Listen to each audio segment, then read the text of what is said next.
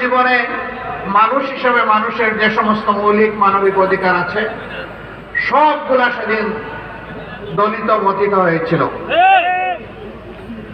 আমাদের পুলিশ ছিল, সেনাবাহিনী ছিল, আধা সামরিক বাহিনী ছিল, সাহায্যকারী আনসার ছিল, কিন্তু দল গোষ্ঠী পরিবারকে রক্ষা করার জন্য সেদিন একটি জল্লাদ বাহিনী গঠন করা হয়েছিল, যার নাম ছিল রক্ষী বাহিনী।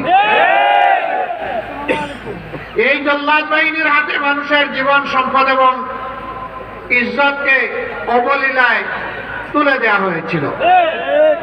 যখন যাকে ইচ্ছা তাকে খুন করা হয়েছে, এ মানুষগুলার সামান্যতম বিচার পাওয়ার কোন অধিকার সেদিন ছিল না।